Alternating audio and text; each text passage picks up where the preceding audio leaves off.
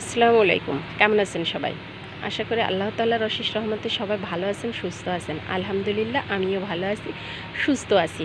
কাছে দূরে দেশ বা দেশের বাইরে যে যেখানে বসেই প্রতিনিয়ত কৃষি খামার ও প্রাকৃতিক দৃশ্য চ্যানেলের ভিডিওগুলো দেখে থাকেন তাদের সবাইকে জানাই আন্তরিক শুভেচ্ছা। এবং কিছু ভাইয়া ও আপুরা আছেন যারা আমার চ্যানেলটিকে এখনও সাবস্ক্রাইব করেননি, কিন্তু প্রতিনিয়ত আমার চ্যানেলের ভিডিওগুলো আপনারা দেখে থাকেন, আমার চ্যানেলের নিয়মিত দর্শক আপনারা।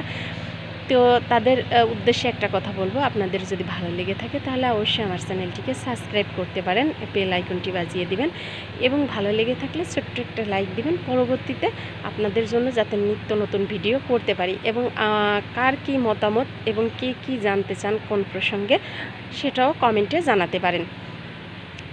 তো শুরু করা যাক।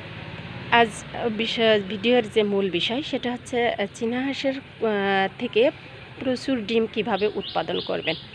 তো চীনা হাঁস থেকে প্রচুর ডিম উৎপাদন করতে হলে সেটা আপনাদের কিছু টিপস অবলম্বন করতে হবে। সেটা হচ্ছে চীনা হাঁসের যখন ডিম দেয় এদেরকে একটু ভারী খাবার, দানাদার খাবার দেওয়ার চেষ্টা করবেন, যে খাবারটাতে পুষ্টিকর যে খাবারটা সেটা দেওয়ার চেষ্টা করবেন। আমি ফিড দেওয়ার কথা বলছি না, ফিড বাদেও যেমন আপনার হচ্ছে ধান, গুঁড়া ভাত, ন্যাচারাল যে খাবারগুলো, গমের ভুসি, এই খাবারগুলো কিন্তু আপনারা চাইলে কিন্তু দিতে পারেন।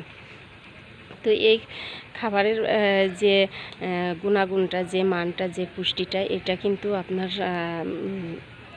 এই শরীরে, হাঁসের যে ডিম দেয় যে সময়, এই সময় কিন্তু এদের শরীরে কিন্তু প্রচুর পুষ্টি, প্রোটিন জুগিয়ে থাকে। আর এছাড়াও যারা অতি সহজেই রাজাহাঁস, চীনা হাঁসের কুচে ভাঙাতে চান, সেক্ষেত্রে আপনারা রাজাহাঁসের শুধু রাজাহাঁসের কথাই আসছে।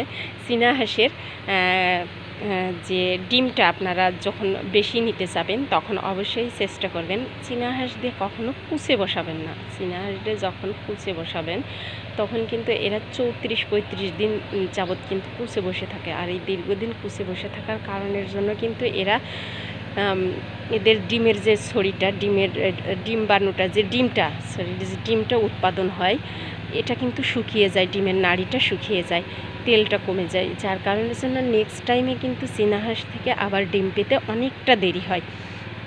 হ্যাঁ, আপনারা বলতে পারেন যে তাহলে এক্ষেত্রে প্রশ্ন আসতে পারে যে কিভাবে আপনারা তাহলে চীনা হাঁসের বাচ্চা ফোটাবো। হ্যাঁ, আপনারা চীনা হাঁসের বাচ্চা কিন্তু দেশি মুরগি দিয়ে ফোটাতে পারেন। আমি কিন্তু দেশি মুরগি দিয়েই কিন্তু চীনা হাঁসের বাচ্চা ফুটিয়ে থাকি, যার কারণের জন্য আমার হাঁসগুলা কিন্তু সর্বোচ্চ 8 থেকে 9 দিন কুচে হয়ে থাকে, তারপর কিন্তু আবার নতুন করে ডিম দিতে শুরু করে। এবং যখন এরা ডিম দেয় তখন কিন্তু 15টা 16টা পর্যন্ত আমার এই হাঁসগুলাতে ডিম দিয়েছে। বাট এরা কিন্তু এদের এখন যে এমন দেখাচ্ছে, এরা কিন্তু 5-6 দিন যাবৎ হলো এরা ডিম পাড়া অফ করেছে, আবার কিন্তু এরা নতুন করে ডিমে আসবে। 8-9 দিনের মধ্যে এরা ডিমে চলে আসে। তো আপনারা যখন বেশি ডিম উৎপাদন করতে চাইবেন তখন অবশ্যই হাঁসগুলা যখন ডিম পাড়ে তাদেরকে একটু পুষ্টিকর খাবার দেওয়ার চেষ্টা করবেন এবং চীনা হাঁস দিয়ে কুচে না বসানোই ভালো। আর যাদের দেশি মুরগি নেই সেক্ষেত্রে তো অবশ্যই চীনা হাঁসের বাচ্চা ফুটানো লাগবে। তো সেক্ষেত্রে আপনারা ডিমটা কম পাবেন, বাচ্চাটা পাবেন। আর ডিমটা বেশি পেতে হলে চীনা হাঁসটাকে অবশ্যই খাবারটা সঠিক মতো দিতে হবে, কুচে বসানো যাবে না। কুচে বসালে চীনা হাঁসগুলো নষ্ট হয়ে যায়। তো আর এরপর আসা যাক আপনার মুরগির উদ্দেশ্যে এবার কিছু বলবো। এই যে আমার 3টা ফার্মি মুরগি দেখতে পাচ্ছেন, ফার্মি, এবং একটা হচ্ছে আপনার ফার্মিরই বাচ্চা, কিন্তু বাচ্চাটা ফার্মির মতো আসলে হয়নি। এবং এইখানে দেখতে পাচ্ছেন একটা লাল মুরগি।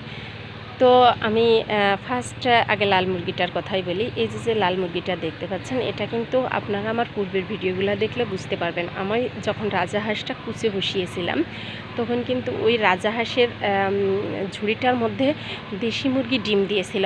তো যখন আমি দেখতে পেলাম যে দেশি মুরগি ওর মধ্যে ডিম দিয়েছে, কিছুদিন পর যখন দেখতে পেয়েছি তখন ডিমটা তুলতে যেয়ে দেখি ওর ভিতরে বাচ্চাটা তৈরি হওয়া শুরু করেছে। তো তখন আর ডিমটাকে ফেলিনি, জাস্ট ও কিন্তু রাজাহাঁসের অমেই কিন্তু ফুটেছে এবং রাজাহাঁসের বাচ্চার সাথেই কিন্তু বড় হয়েছে, একত্রে একই খাবার খেয়ে কিন্তু বড় হয়েছে। মাশাআল্লাহ কিন্তু এ অনেকটা হেলদি আছে আর ভালো আছে। আর এই যে 3টা বাচ্চা দেখতে পাচ্ছেন, এই 3টা বাচ্চারও সেম কাহিনী। আমি যখন দেশি মুরগি দিয়ে চীনা হাঁসের ডিমগুলো ফুটাতে দিয়েছিলাম, তখন কিন্তু এই ফার্মি মুরগি, আমার কিন্তু ফার্মি মুরগি আছে, তো ফার্মি মুরগি চীনা হাঁসের ডিম নিয়ে যে মুরগিগুলো অমে বসেছিল, সেই তাওয়াটার মধ্যে কিন্তু 6টা ডিম দিয়েছিল। তো 6টা ডিমের ভেতর থেকে আমি কিছুদিন পর যখন দেখতে যাই যে ডিমগুলোর কী অবস্থা, তখন দেখি এক্সট্রা 6টা মুরগির ডিম। তো তখন ডিমগুলো চেক করে দেখি যে 3টা মুরগির ডিমের মধ্যে বাচ্চার আকার আকৃতি শুরু হয়েছে, তৈরি হচ্ছে। আর 3টে ডিম নষ্ট ছিল, অর্থাৎ বাওয়া ছিল, বীজ ডিম ছিল না মনে হয়, উর্বর ডিম ছিল না। তো যার কারণের জন্য সেই 3টা ডিম আমি সরিয়ে দিই। আর যে 3টা ডিমের মধ্যে বাচ্চার যে উৎপাদনের জন্য যে ব্লাডটা তৈরি হয়, সেটা দেখেছিলাম, তাই এই 3টা ডিম রেখে দিয়েছিলাম। তো এই 3টা বাচ্চাও কিন্তু আমার ওই একই সাথে ওদের সাথে কিন্তু ফুটেছে এবং একই সাথে পালন হয়েছে।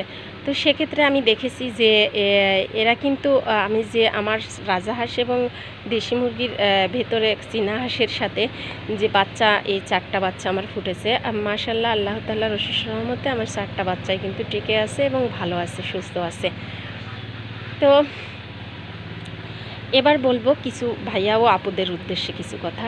কিছু ভাইয়া এবং আপুরা যারা আছেন আমার চ্যানেলটিকে সাবস্ক্রাইব করেছেন, কিন্তু আমার চ্যানেলের ভিডিওগুলা নিয়মিত হয়তোবা দেখেন না। কিন্তু যেসব ভাইয়া আপুরা আমার চ্যানেলের ভিডিওগুলো নিয়মিত দেখবেন না, ভালো না লেগে থাকে, তাহলে আমার চ্যানেলটিকে সাবস্ক্রাইব করবেন না। আর যারা আমার চ্যানেলটিকে সাবস্ক্রাইব করে মনে করেন যে না, এটা থেকে আমি কিছু শিক্ষণীয় জিনিস বা বিনোদনমূলক কোনো জিনিস বা প্রাকৃতিক দৃশ্য কোনো জিনিস আমি উপভোগ করতে পারি, তাহলে সেক্ষেত্রে আপনারা আমার চ্যানেলটিকে সাবস্ক্রাইব করবেন এবং বেল আইকনটি বাজিয়ে দিবেন।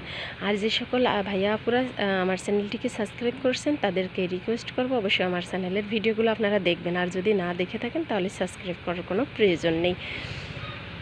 তো এই সম্পর্কে আমি যে ভিডিওগুলো দিয়েছি চীনা হাঁসের দ্বিগুণ ডিম উৎপাদনের জন্য আরও কিছু টিপস আছে, তো সেটা বলতে গেলে অনেকটা লং হয়ে যাবে, সেগুলো আমি অন্য কোনো দিন আপনাদের সাথে শেয়ার করব। তো যতটুকু দেখালাম চীনা হাঁস এবং মুরগি সম্পর্কে, তো আপনারা চাইলে যদি কারো কোনো মতামত থাকে বা জানার থাকে, তাহলে অবশ্যই কমেন্টে জানাতে পারেন। দেখা হবে পরবর্তী কোনো ভিডিওতে। সে পর্যন্ত সবাই ভালো থাকবেন, সুস্থ থাকবেন এবং কে কোন জেলা থেকে আমার চ্যানেলের ভিডিওগুলো প্রতিনিয়ত দেখে থাকেন, তারা অবশ্যই কিন্তু আমার চ্যানেলটিতে সাড়া দিবেন যে কে কোন জেলা থেকে দেখছেন। আল্লাহ হাফেজ।